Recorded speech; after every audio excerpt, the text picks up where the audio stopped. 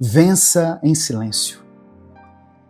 Vencer em silêncio não é fraqueza, é estratégia. Quem se cala na hora certa aprende mais, observa melhor e avança sem carregar o peso das expectativas alheias.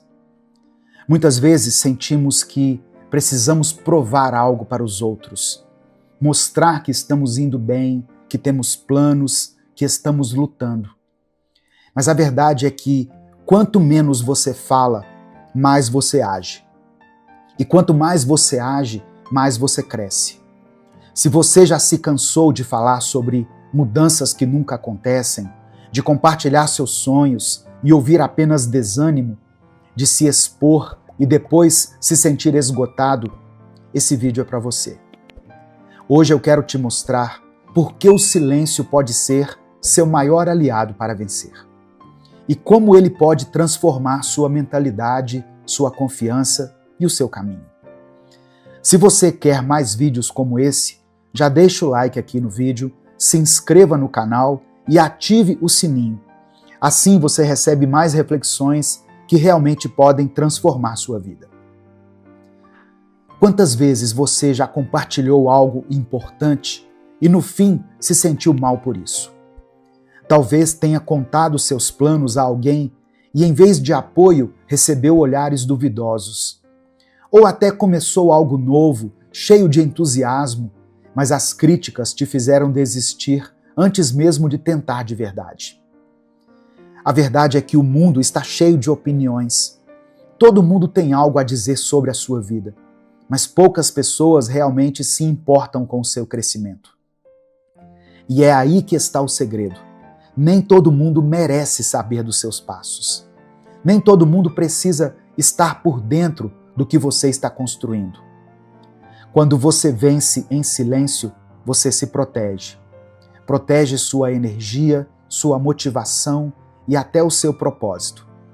Você foca no que importa de verdade: agir, crescer e ver os resultados acontecerem. Claro, existem momentos em que você vai precisar falar. Vai ter que se defender, proteger alguém que não pode se proteger sozinho, espalhar a verdade, declarar o amor de Cristo sem medo.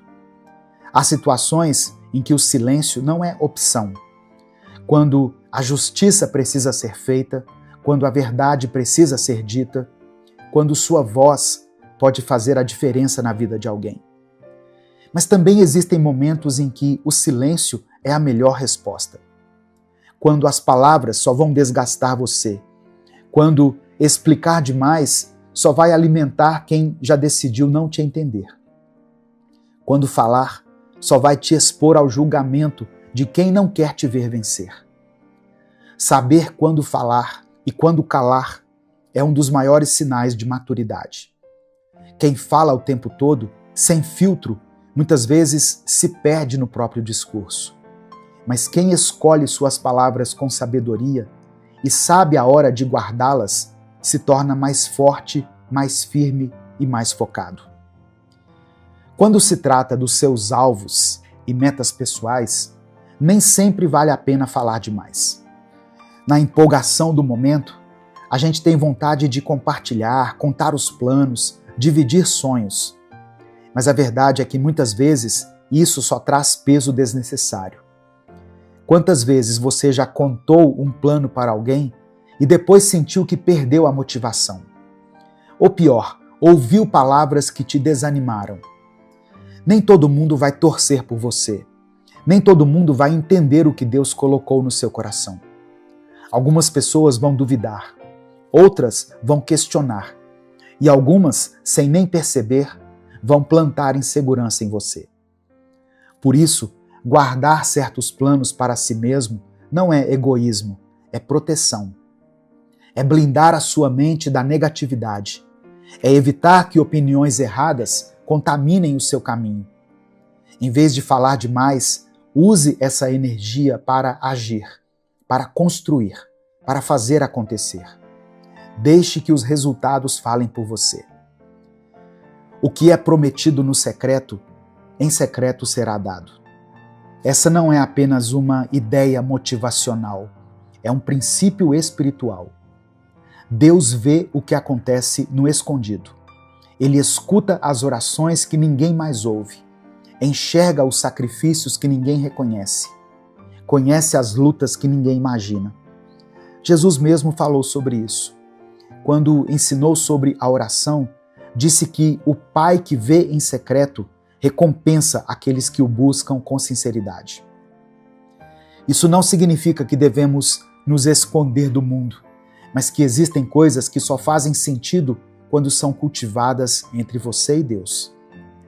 A fé verdadeira não precisa de plateia. A obediência discreta gera frutos no tempo certo. O coração que confia sem precisar provar nada a ninguém é o coração que Deus fortalece. Enquanto o mundo quer barulho, Deus opera no secreto. Enquanto as pessoas buscam validação, Deus transforma longe dos holofotes. O problema de compartilhar demais é que, além de nos expor a críticas, pode nos fazer esquecer que a aprovação mais importante vem do alto. Quando confiamos nossos planos a Deus, Ele nos dá discernimento para saber quando agir, quando falar e quando simplesmente esperar. O silêncio não é só uma forma de se proteger, mas também um espaço onde Deus trabalha. Quando você guarda seus planos para si e entrega seus passos a Ele, evita expectativas externas desnecessárias, economiza energia e foca no que realmente importa: crescer no tempo certo, sem a pressão de provar nada para ninguém. Muita gente fala demais sobre o que deseja, mas não porque está agindo, e sim porque sente que precisa ser validada. O problema é que palavras não constroem nada sozinhas. Enquanto nos preocupamos em justificar cada passo, podemos acabar esquecendo de andar. Mas quando confiamos que Deus está conduzindo nossa caminhada, a necessidade de anunciar cada movimento diminui. Isso não significa que você nunca deve compartilhar nada. Todos nós precisamos de apoio, de conselhos e de pessoas que nos ajudem a crescer. Mas a verdade é que nem todo mundo que te escuta vai te incentivar. E nem todo conselho vem de um coração alinhado com a vontade de Deus. Saber com quem dividir seus planos é tão importante quanto saber quando falar e quando apenas seguir em frente. Quando você confia no tempo de Deus, deixa de agir por ansiedade e começa a agir por direção. O silêncio não é um peso, mas um refúgio onde sua fé amadurece, suas raízes se aprofundam e sua confiança se fortalece. No momento certo, aquilo que foi plantado vai florescer. E você não precisará explicar ou provar nada. Deus cuidará disso. Você já percebeu como a gente complica a vida demais? A gente se enrosca nas próprias palavras, cria expectativas gigantes sobre coisas que nem aconteceram, gasta um tempão explicando o que vamos fazer e, no fim, fica mais cansado de falar do que de agir. O silêncio, às vezes, é subestimado porque parece falta de atitude, mas, na verdade, ele é o contrário disso. Ele é uma escolha. Escolher onde colocar sua energia, com quem dividir suas ideias, quais batalhas realmente valem a pena. Falar menos não significa fazer menos, significa fazer melhor. Tem coisa que não precisa de tanta conversa, só de uma atitude certa no momento certo. Tem gente que não precisa da sua explicação, só do seu distanciamento. Tem situação que não merece debate, só um olhar de "é sério que você está falando isso?" e seguir a vida. E se eu puder te dar um conselho, é esse: pare de gastar sua energia tentando convencer o mundo de quem você é. Apenas seja, e deixe que o tempo, que Deus, que suas escolhas falem por você. O silêncio não é só uma estratégia para evitar desgastes. Ele é também uma ferramenta poderosa de introspecção. Quando você se recolhe, se escuta mais.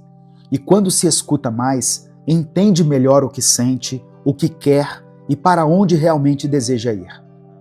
Muita gente vive falando o tempo todo porque tem medo do que vai encontrar no próprio silêncio. O barulho distrai, ocupa a mente, preenche os vazios. Mas quem aprende a ficar quieto por escolha descobre algo valioso: a clareza. No silêncio você percebe quais batalhas está lutando à toa, quais preocupações não são suas, quais opiniões não merecem espaço na sua vida. O silêncio coloca você de frente para si mesmo, e isso pode ser desconfortável no começo. Mas é assim que você descobre respostas que ninguém pode te dar.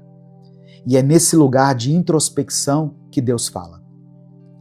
Às vezes, a gente espera que Ele grite, que nos dê um sinal grandioso, mas a verdade é que Ele sussurra. E só quem silencia o suficiente consegue ouvir. Você já parou para pensar que talvez o que você precisa agora não seja falar mais, e sim se ouvir mais? Salomão, o homem mais sábio que já existiu, deixou ensinamentos que atravessam séculos e continuam verdadeiros até hoje. Um dos mais poderosos está em Provérbios 17, verso 28, que diz assim: Até um tolo pode passar por sábio e inteligente se ficar de boca fechada. Esse versículo diz tudo. O silêncio pode ser uma das maiores demonstrações de inteligência e maturidade. Quem fala sem pensar, muitas vezes se complica. Quem reage por impulso, muitas vezes se arrepende. Mas quem aprende a se calar no momento certo, a observar antes de agir, a pensar antes de responder, esse nunca será refém das próprias palavras. A sabedoria não está em falar muito, mas em falar certo. Não está em provar algo para os outros, mas em saber quem você é sem precisar da aprovação de ninguém. E o silêncio é um dos maiores aliados da sabedoria. Se você quer tomar decisões melhores, quer ser mais respeitado e quer construir uma vida com mais equilíbrio, lembre-se do que Salomão disse: se até o tolo parece sábio quando se cala, imagine o que um sábio pode alcançar ao escolher suas palavras com cuidado. Se você me ouviu até aqui, escreva nos comentários: eu venço calado. Em 2 Reis, capítulo 4, versículo 6, está escrito assim, olha: Então ela encheu todas as vasilhas, e quando estavam todas cheias, o azeite parou de correr. Esse aqui é um milagre que está relatado na palavra de Deus. A multiplicação do azeite.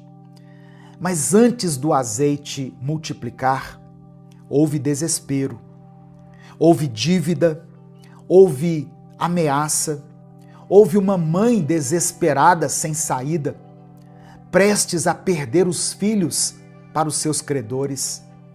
Ela não tinha ouro, não tinha influência, não tinha ajuda. Ela só tinha uma botija de azeite. Não, ela não tinha só isso. Ela tinha também uma fé que permitia que ela ainda resistisse. Essa mulher, que a Bíblia não diz o nome, foi até o profeta Eliseu. Ela pediu ajuda para o profeta. E Eliseu disse o seguinte: peça vasilhas emprestadas, muitas, e entra no seu quarto com seus filhos e derrama o azeite. Pensa nisso, irmãos. Ela teve que sair pedindo vasilhas emprestadas aos seus vizinhos. Teve que explicar que precisava de recipientes, mas não tinha nada para colocar dentro. E aí ela teve que voltar para casa confiando numa palavra, sem garantia, sem sinal. E quando ela fechou a porta e começou a derramar, o azeite não parava de correr. Enquanto havia recipientes, havia provisão. Enquanto ela obedecia, Deus multiplicava. Olha só, receba essa palavra. Enquanto ela obedecia, Deus multiplicava. Esse aqui foi um verdadeiro exemplo de fé no meio da escassez. Foi ação no meio do desespero. Obediência, mesmo sem entender. É por isso que a palavra de Deus diz, em Hebreus capítulo 11, versículo 1, a fé é a certeza de que vamos receber o que esperamos e a prova de que existe o que não podemos ver. Olha só, eu quero pedir que você escreva aqui nos comentários desse vídeo o seu pedido de oração. Não importa a situação que você esteja enfrentando, você precisa ter fé. Você precisa crer que Deus pode reverter esse quadro. Nesse momento eu quero orar pela sua vida. Eu vou pedir que Deus opere um milagre na sua vida. Eu vou pedir ao Senhor que as promessas dele se cumpram na sua família. Eu vou orar para que as portas se abram, para que o impossível aconteça. Amém? E para que o azeite, os recursos que parecem ser poucos, que parecem ser escassos, sejam multiplicados. Você não chegou até esse vídeo por acaso.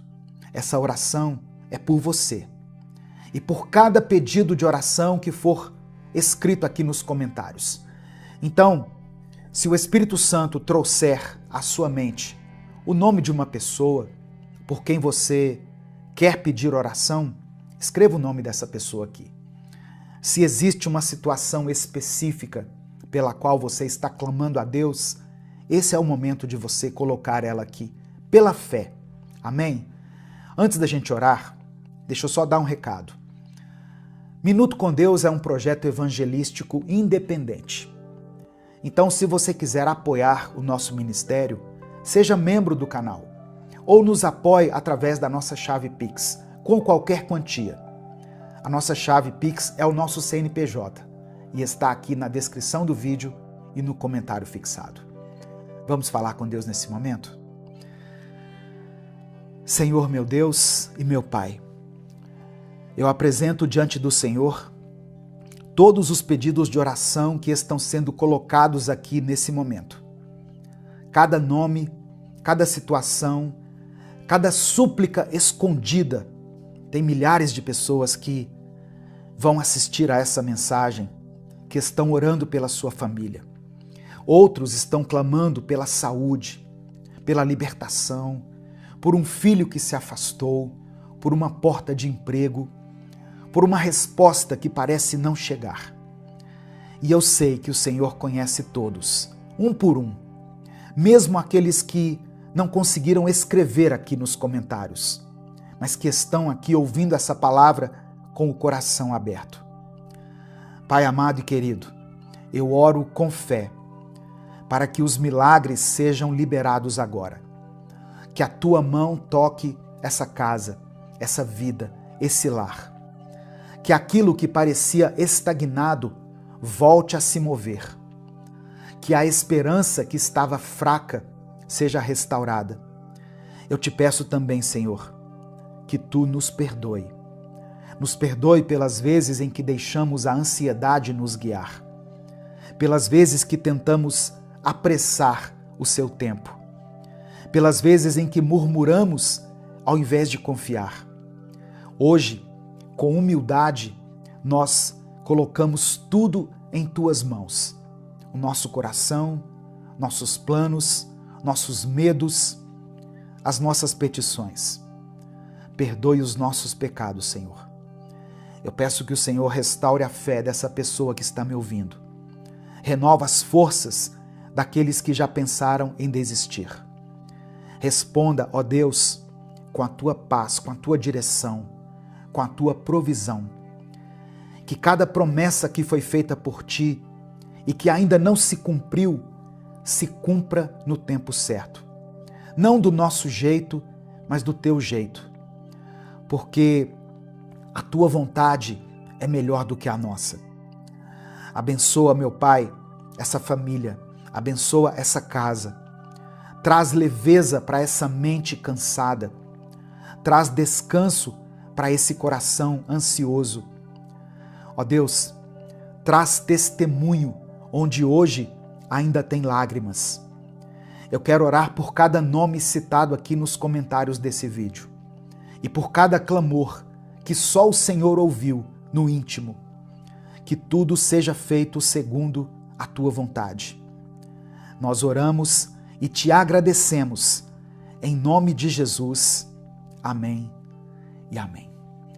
A palavra de hoje, o tema é o propósito de Deus para a sua vida. O texto é Efésios capítulo 1, versículos 4 e 5. Diz assim: porque Deus nos escolheu nele antes da criação do mundo, para sermos santos e irrepreensíveis em sua presença. Em amor, nos predestinou para sermos adotados como filhos, por meio de Jesus Cristo, conforme o bom propósito da sua vontade. E aí o texto diz assim: bem antes da sua concepção, o Senhor te escolheu. Seu amor é tão grande que Ele te escolheu para ser adotado como filho. E por esse amor enviou Jesus para redimir os seus pecados e te fazer nova criatura. O propósito de Deus para a sua vida é grandioso e a vontade dele prevalece sobre todas as coisas. Ainda que te acusem injustamente, Deus te escolheu para estar com ele. O propósito de Deus não tem ligação com a matéria, com esse corpo que você tem. Tem a ver com o seu espírito, com a sua formação em Cristo, com a sua fé. Jeremias 29:11 diz: porque sou eu que conheço os planos que tenho para vocês, diz o Senhor, planos de fazê-los prosperar e não de causar dano, planos de dar a vocês esperança e um futuro.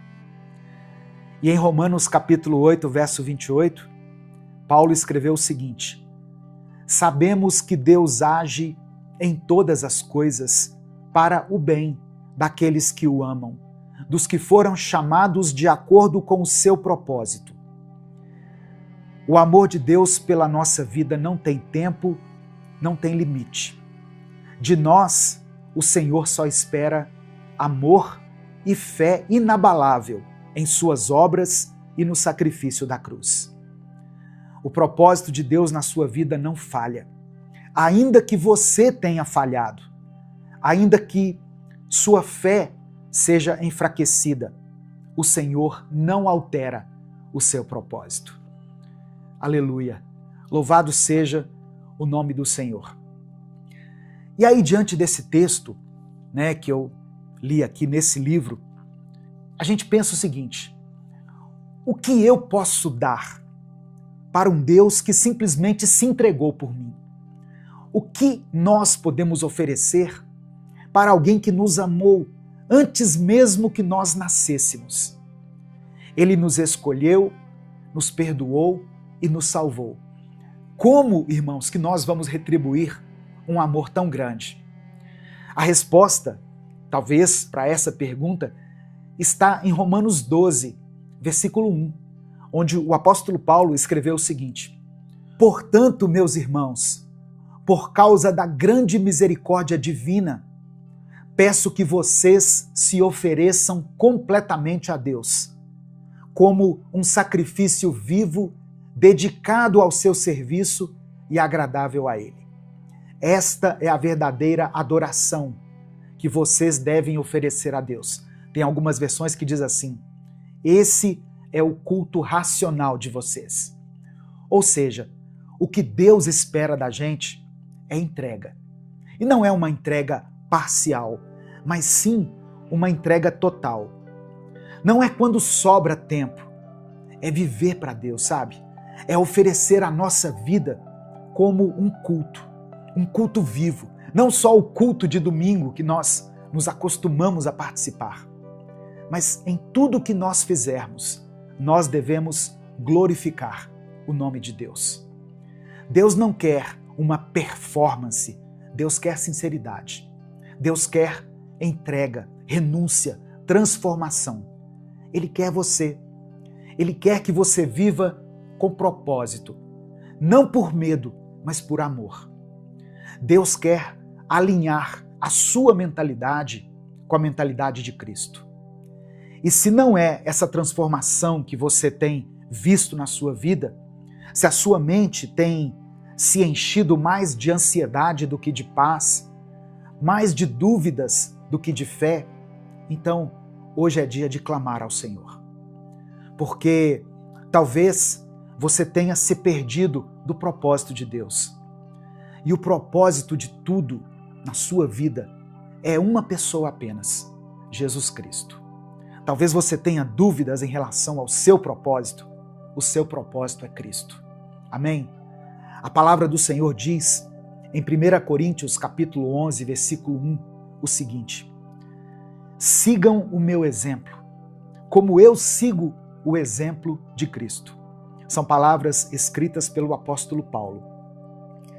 Paulo nos convida aqui a sempre considerar a vontade de Jesus, olhar a maneira como Jesus agiria.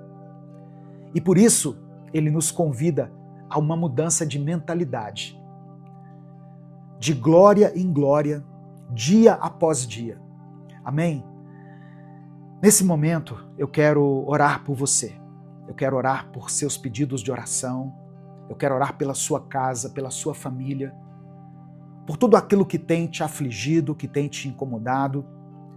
E eu quero que você declare, pela fé, aqui nos comentários o seguinte: eu viverei o propósito de Deus. Amém? Escreva o seu pedido de oração. Se o Espírito Santo trouxer à sua mente alguma situação específica ou o nome de alguém por quem você está orando, coloque o nome dessa pessoa aqui, coloque essa situação aqui para que a gente possa interceder, mas declare pela fé: eu viverei o propósito de Deus. Amém? Vamos falar com o Pai nesse momento? Senhor, meu Deus e meu Pai, obrigado por essa palavra, Deus, tão tremenda. Obrigado por esse dia que o Senhor nos permite começar. Obrigado, Senhor, porque o Senhor nos concedeu a mente de Cristo. Nós temos a mente de Cristo. A Tua palavra afirma isso e nós cremos nisso. Ó Deus, eu sei que muitas vezes nós falhamos, muitas vezes nós nos afastamos do Teu propósito e por isso nós queremos Te pedir perdão. Nos perdoe pelos pensamentos errados que nós temos. Nos perdoe, ó Pai, pelas atitudes precipitadas que tomamos, por todas as vezes em que nos esquecemos de olhar para Cristo e entender qual é a vontade dele diante de uma situação. Muitas vezes nós agimos na carne, nós agimos por impulso, nós tomamos decisões baseados nas nossas emoções, nos nossos sentimentos e não consideramos os Teus princípios, a Tua palavra, os Teus ensinamentos. Esquecemos, ó Deus, ou deixamos de consultar o Teu Espírito que habita em nós.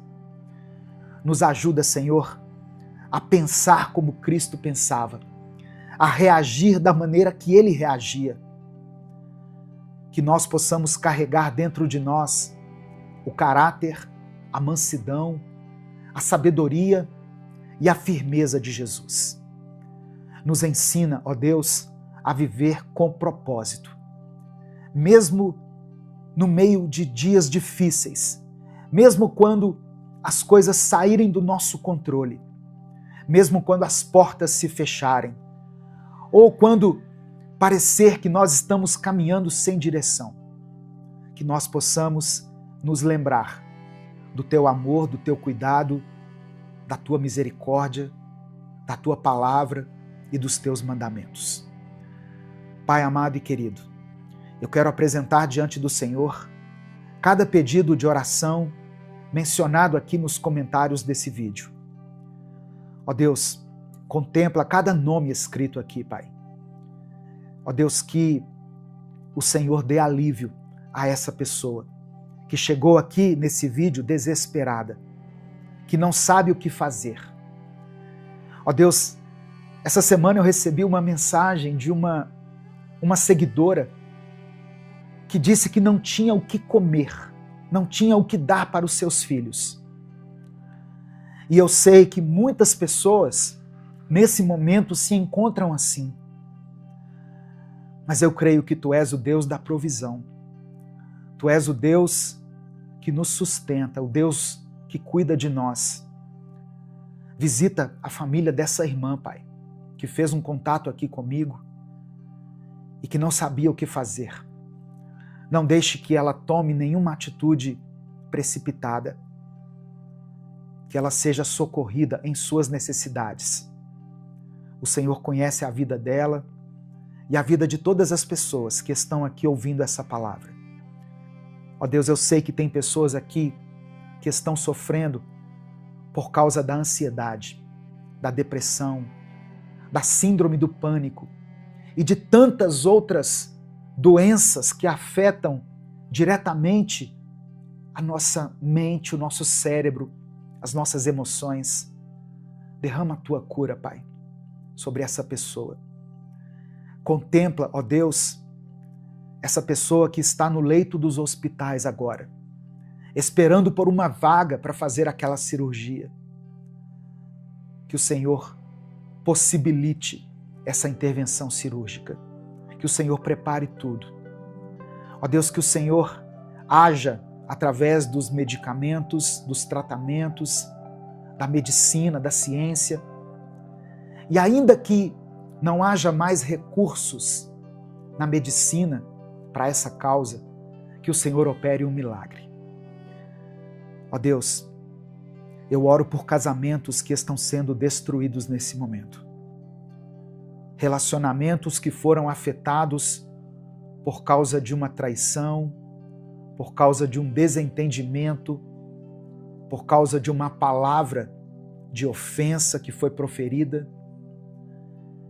Eu sei que o Senhor permitiu o divórcio em casos extremos, mas eu sei que a vontade do Senhor é que a família seja preservada.